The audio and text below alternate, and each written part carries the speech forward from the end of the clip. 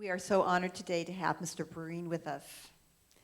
He has won so many awards, Tonys, Emmys, honorable doctorates from 5 different colleges, and countless awards for his humanitarian work.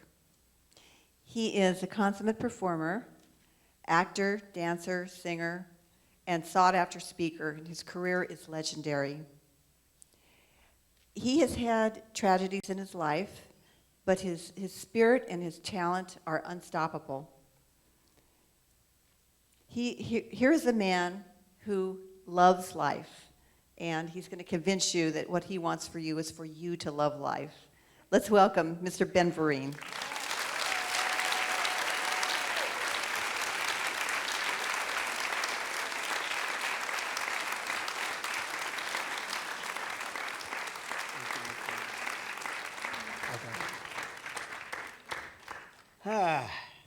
So you wanted me back, eh?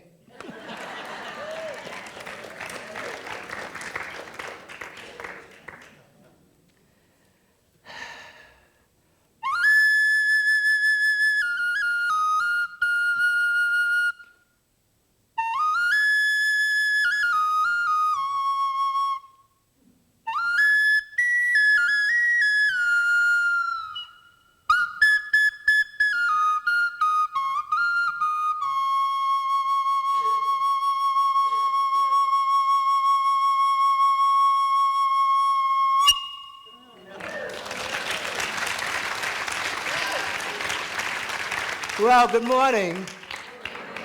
Yeah, I'm anxious and happy about you guys asking me to come back. I don't know what I'm going to talk about. I love you. Let me take off my hat. You've seen the spiritual enforcer. So, this morning I woke up. Good thing. It beats the alternative. And I'm laying there in bed and I'm saying, all right, God, I've had this on my mind for a while now. What do you want to talk about? He said, shut up. Let me download something for the people.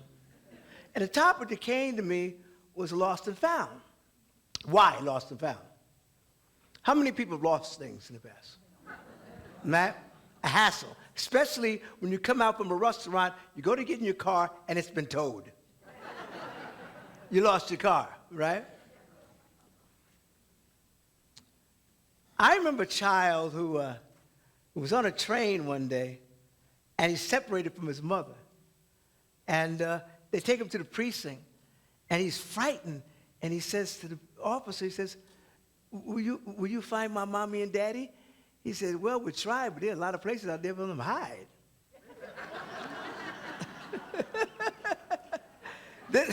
Think about that for a minute. That's from Rodney Dangerfield. That's not mine. That's not mine. But my interpretation of lost and found is that we all at some point in our lives get lost. That's why that wonderful song, Amazing Grace, how sweet the sound that saved a wretch like me. I once was lost, but now I'm found, was blind, but now I see. And no truer words have ever been spoken. I know I was sharing with Linda about when I was a young boy yesterday. And I was laying in my apartment on Hercules Street in Brooklyn. And we had like a Pullman apartment, so my parents had put a little room on the back for me. That was special. And I'd lay in bed at night and look up at the stars and contemplate the stars. And they were beautiful. But this particular night, there was an exchange. Something said, all that I am, ye are. And then the search began. Who am I? What is this voice that's telling me? And I wasn't satisfied anywhere. I was raised in a holiness church. Get down on the floor and roll. Slobber them out. Jesus, Jesus, Jesus. Jesus, Jesus, Jesus, Jesus, Jesus, Jesus. Jesus, Jesus, Jesus, Jesus, Jesus, Jesus. Does he hear you yet? I don't know. Jesus, Jesus, Jesus, Jesus, Jesus, Jesus. I left there and went to London and met a guy named Rod Hubbard, Scientology. Yeah, he was on a ship taking people off the land, kidnapping kids. Ran into him, said, maybe this is the path. Maybe this is the path. No, Spirit said, no, keep looking. Keep looking. Obviously, on this planet, when we come to this planet called Earth, through our birth, we go on a quest. I believe that life itself is an art form, one, but life itself is a journey. It's a wonderful journey. How you apply that journey to your life, understand the human mind is going to go through all sorts of ups and downs. And you say, why do I have to go with this? You say life is good. Why do I have to go through all this agony? Those are our lessons. Get the lesson and graduate. Some people get the lesson and lay there. Make it a career move. And then check this out. Then they have all their people come in and they complain to them. Oh, I couldn't get this job. Oh, my man done left me. Oh, I can't find love. Oh, where's the water? Oh, where's my life? You have any water? Water. What's going on with me? And you complain to these people. And they've been watching you. And let me tell you something, people. 80% of the people you complain to about your problems, they don't care. Thank you, sweetheart. It is?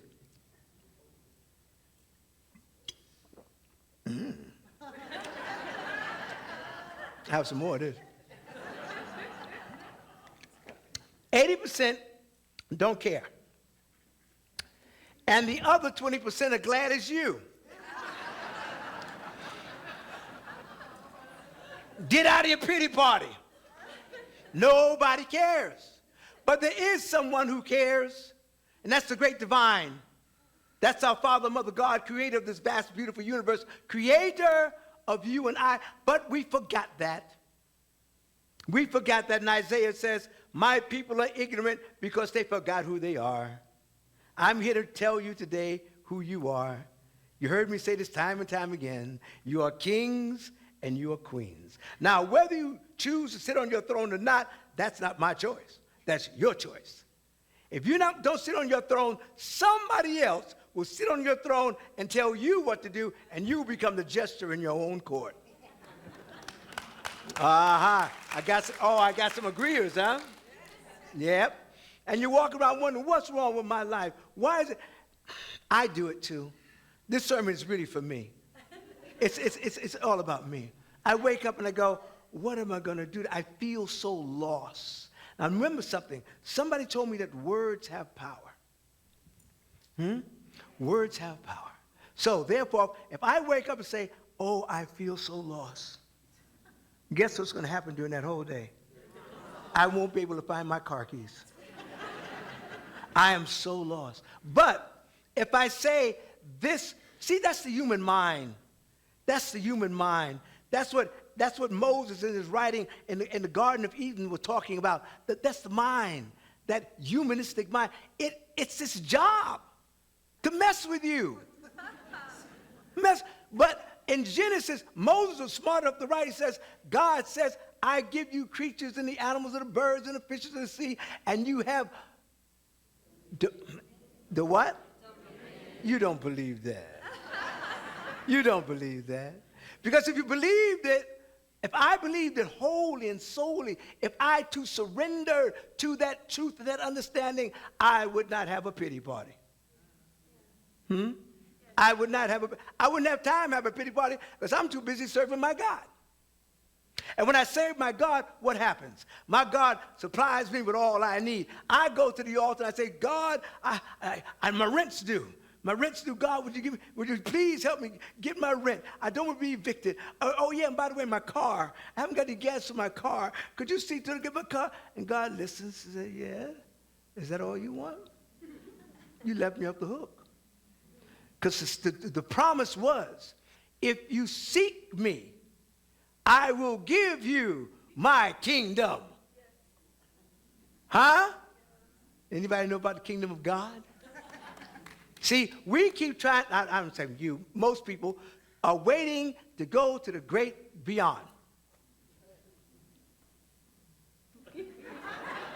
Live up in the clouds, play a harp all day, and drink milk and honey. My God said, I am with you always. What ye are, I am. That exchange between the stars and myself, the energy of the universe that started me on my quest, going, wait, there's something greater out there. There's something greater out there. And there have been times I bumped my head many times. To this day, I still wake up and go, I'm conscious of words. Why don't I feel good? Why am I in this depression? And the voice says, be still and know. Take time out with me out of your busy day. We will work 8 hours a day for some job, for some other people, giving them all of our consciousness, but won't take 5 minutes for our God. Got mighty quiet. How many meditated this morning? That's a good number. How many meditate every morning? That's a good number. And what happens when you meditate? You feel better, don't you? You feel more in control, don't you? Arrows may come up against you, but you're still walking with the arm of God. You're in the light. In the light. And some days I don't meditate. Believe me, I get knocked up beside my head. And I wonder, what was that from? Because I'm lost. I'm lost. But my God has a great GPS. God's special property. Or God's personal service. All I got to do is push a button in here. The road goes, there it is. Get there. But along the way of getting there, I get lost. I get lost. I guess you know the story about me driving down the highway in 1992. I don't know if I told you the story before. I was driving my car, minding my own business. And a tree ran out on the highway and hit my car. That's my story, and I'm sticking to it. I hit my head on the roof of the car, damaging an artery to the brain. Later that night, they told me I was walking home. I had a stroke, and I was hit by an SUV. I woke up in the hospital. I didn't know how or where I was, because the mind is an interesting thing about spirit. Spirit says, well, be back. So the body can go through the thing. Then it says, I'm back. Now let's go to work. And the guy who hit me was a fella I met 3 years ago in Canada. His name was David Foster. You know that name? Yeah, David Foster hit me. At that time, when we met 3 years before, he said, we should get together.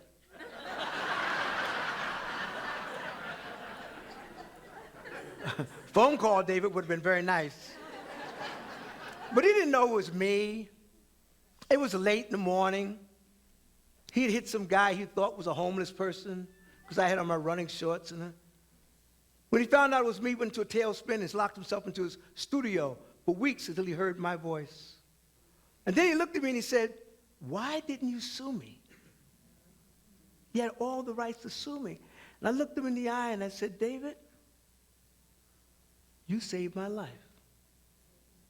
Had he, while I was walking down the highway, lost, trying to get home, I'm lost. And David said, I'll stop, I'll call 911 and watch over you like a father would watch over his child until the paramedics came. He could have gone. He could have left. But he stayed. That's the sort of integrity that we need for one another, that love for one another. This way we will not be lost, we'll be found. I love the story of the prodigal son. I love this story. Young man, the father says, I'm going to dally up my inheritance. Take your inheritance and do what you want. And one son, yeah, I got that money. He went to the city and he spent his money having a good time, whining and dining, and one day the money went. He's going, oh my God, what am I going to do? So he started to work with somebody who's working in a pig pen, shoveling crap for the pigs. And what I love about the story, it says, he came to himself and said, I don't have to do this. My father has mansions. I'll go to my father's house. At least maybe he'll give me a job working in the fields there, and I can eat better. So the story goes on, is that he was coming down the highway, and the father sees the son from way off comes running down the highway and grabs him and says, "He who was lost is now found." What I love about this story is that the father never said, "Where you been? Where's my money? You did what? With who?" No, he did not. He said, "He who was lost is not." That's the same scenario with your Heavenly Father when we're lost. I was laying on the highway, lost. God sent an angel named David Foster. Paramedics came, put me in the hospital. I woke up with a broken leg and a stroke on the right side, a trach. I had brain aneurysms on my brain, had all sorts of apparatus. I couldn't talk. The angels and the nurses and occupational therapists and physical therapists came rushing into the room. I didn't know what had happened because the minds, I said, leaves. I was lost. I was lost. But my God, with his GPS, found me. Ah, there you are. Now the work can begin. Then the prayers begin to go up. When you get to that place where you can't do nothing by yourself, you can't do anything of yourself. There's only one thing you can do: surrender. Surrender. You're not going to be able to get up off that bed and go running around the hospital talking about, yee, woohoo. Now, you're going to surrender. I got you. Now, will you pay attention? Will you pay attention? Your life is a blessing. Your life is a gift. That's why we call it the present. Your life is a gift. Now, here's the dash. This is your life. What are you going to do with your dash? What are you going to do? Well, I decided I wasn't going to be hit by cars anymore. I decided that I would get up out of that bed, and I was blessed to do that. You know, doctors looked at me and they said it would be at least 3 years before you'll even walk again. As far as singing and dancing and doing what you love to do, forget about it. It's over. But because of your prayers, because the angels in the room, because prayers had gone up and out and in, 10 months later, I walked on stage in a show called Jelly's Last Jam. Now, I don't say that for applause. I say it because when you are lost, you're never lost. You're lost in your mind, but your God got you. Got you. My God's a great fisherman. You go running out, he throws the hook out, or she throws the hook out, and you grab it and try to run. God stands there and goes like this. You got to come home sometime or nothing. You got to come home. It may not look what you want it to look like, but that's the way it's supposed to be. That's the way it's supposed to be. How much are you willing to trust your God? How much do we really trust God? I asked it of myself every time I see a bill. Am I really going to turn this over to God and it don't get paid? They're going to pile up more bills? No, if I go on with the attitude, yes, that's a bill, but my God is greater. I'm going to continue worshiping you in the way I know how. In the way I know how. I've been taught. I've been listening. I'm going to worship you. And I know that this which comes against me has no power because you are in the mix. And this is just a stepping stone to my greatness. Huh? How many people are great today?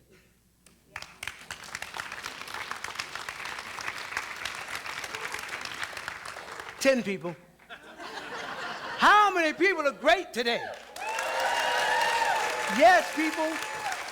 This is how we are found. When we give praise to our Creator, be it God, Allah, Buddha, Jesus, Elohim, Yahweh, the great Enau, whatever, you call on that power, as long as you first give honor to he or she that created you, you're in great standings. Now, you may not get the job you want. There have been roles I went up for. I said, man, I can do that role. I can do that role. I said, sorry, Mr. Vereen. So what I'm going to do, I'm going to go out and go, oh, man, I'm going to get all angry with them. They don't know what they're missing. Oh, no. Thank you, Lord, for the opportunity for them to see me. Because you never know down the line, one of those people sitting in the rooms may be producing the perfect show for you, the perfect opportunity for you. And your name will come across their mind and they'll come looking for you. Huh? Your opportunity knocks. Are you going to open the door and be found? And be found. There's a story of an elderly gentleman who the police drove her to grandma's house, and grandpa was sitting in the back of the patrol car, and they go up to the house and they knock on the door, and the wife comes down. She says, what? He says, we found your husband. He was wandering through the park, and so we thought we'd bring him home. And so she said, you want to come home now? So he gets out the car, and he goes over to his wife, and she looks at her. He says, were you lost? He said, no, I wasn't lost. I just was too tired to walk home.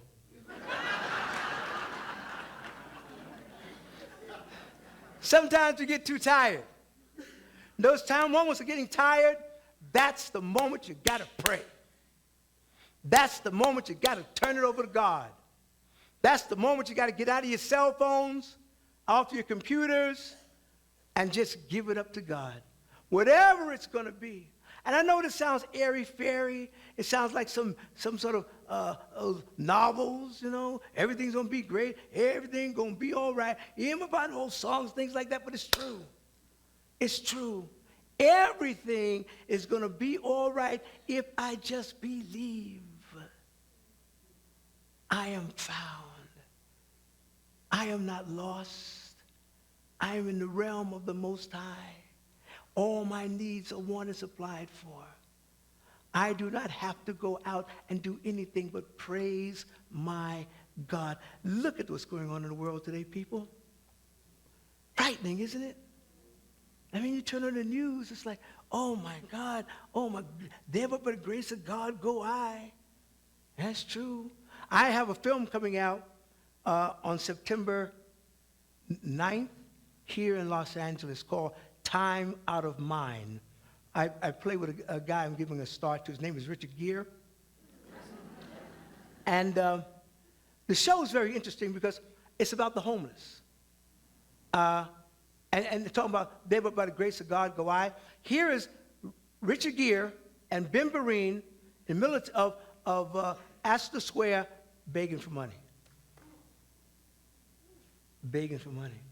And you know, Richard raised maybe $1.50. I was lucky. I got $5. But I was in their face, you see. But it was interesting to watch you, not you, but those people, as they would see a homeless person coming towards them, instead of them saying, there but by the grace of God go I, and see the God in them, instead of what they were looking at, the mass of confusion and disappointment and their lives being torn apart, they think it's a leprosy. They don't want to touch it, so they walk around it. Want to make this world a better world? Be found. Show up. I'm here. Use me, Lord. Use me. I tell my students, I say, I know a lot of you want to be in this business. You want to become great stars, have limousines and islands and fine women on your arms. Now, let me tell you something. Let me ask you a question. Suppose your God wants you to be in Redondo Beach at a little store on the corner. He needs you there. She needs you there. Will you go? No. Let me say this again. Your God needs you on the corner of Nob Hill and what's one of those street cross? Huh? That street, she said. Needs you there. Will you go? How many will go? Yeah, because you know the benefits. Because by you being there, somebody's life will be changed, and that somebody's life who will be changing will change the world. Because you showed up. Because you were there to say, here's a hand. Let's talk. And your tomorrow and our tomorrows will be better, but most people don't want to do that. I went to college. I studied under Professor Yin Yang and Professor Tutaye. And he told me I am destined for greatness. And you're telling me to go to the corner of 33rd and 3rd?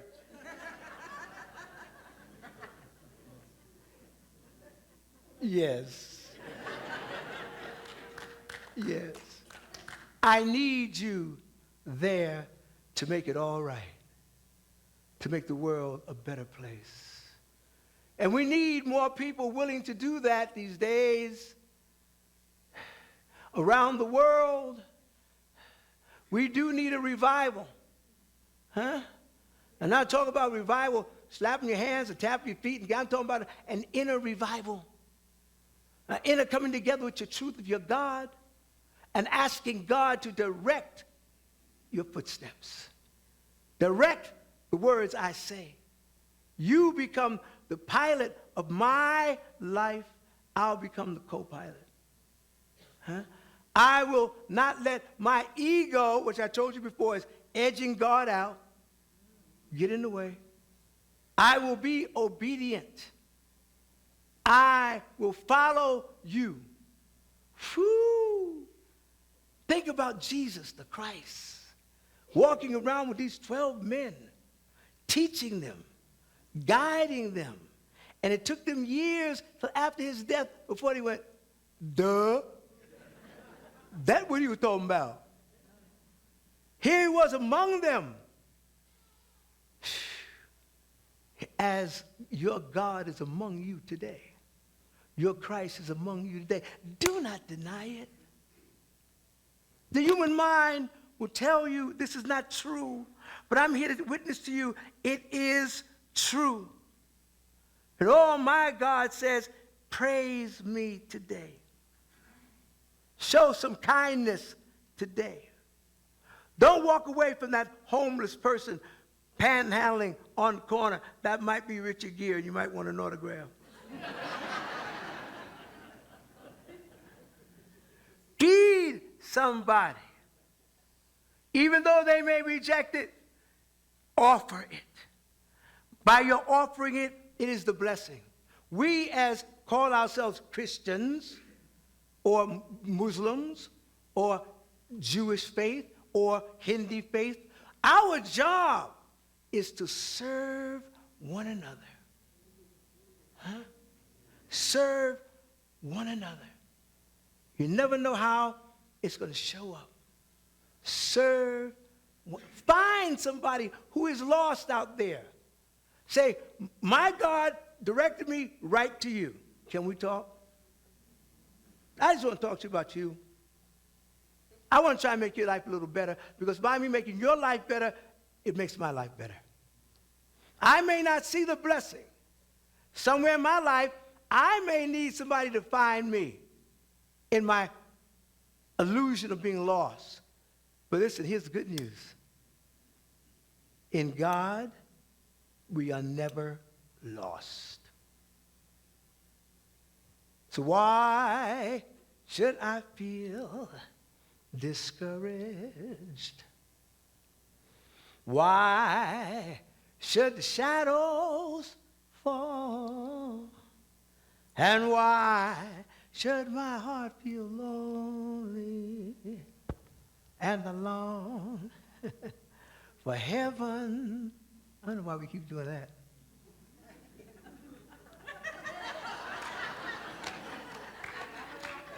Heaven, heaven, heaven, and home.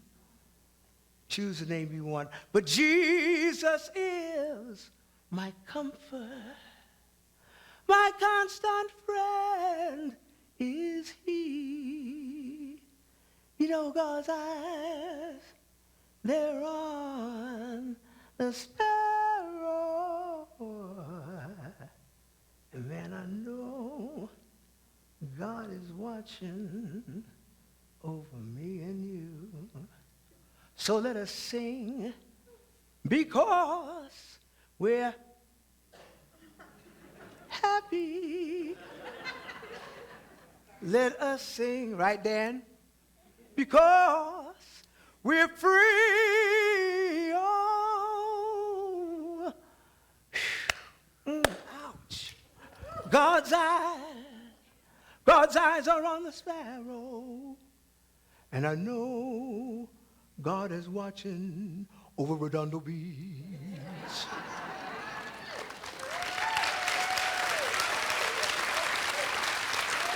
I have so much more. My time is out now, right? My time out? Oh, I can go on? I saw you waving that thing back there. Okay. Dan Watts, stand up. Dan Watts is a new friend of mine and my family and me. This man, talk about blessings showing up in your life when you're open and receptive.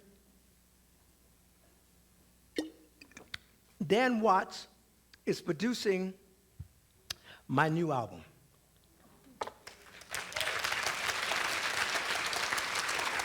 For example, bows and flows of angel hair, and ice cream castles in the air. There's feathered canyons everywhere. I've looked at clouds this way. But now, think about it, they only block the sun. They rain, they snow on everyone. So many things I would have done, but clouds got in my way. I look at clouds from both sides now, from up and down. Still somehow, it's clouds, illusions that I recall. I really don't know clouds at all. Moons and Junes and Ferris wheels, the dizzy dancing way that you feel as every fairy tale comes real. I've looked at love this way, but now it's just another show. You leave them laughing as you go, and if you ever cared, you don't let them know. Don't give yourself away. I've looked at love from both sides now, from give and take. Still somehow, it's love's illusion that I recall. I really don't know love at all. Tears and fears and feeling proud to say, I love you, right out loud. Dreams and schemes and circus crowds. I have looked at my life this way. But now, old friends are acting strange. They shake their heads. They say, I have changed. Well, some things are lost. Some things are gained in living life. Every day I've looked at life from both sides now. From win or lose, still somehow it's my life's and your life's illusion we recall. I don't know about you, but I really don't know life. I've never known my life. I don't know life. Get out and live your life.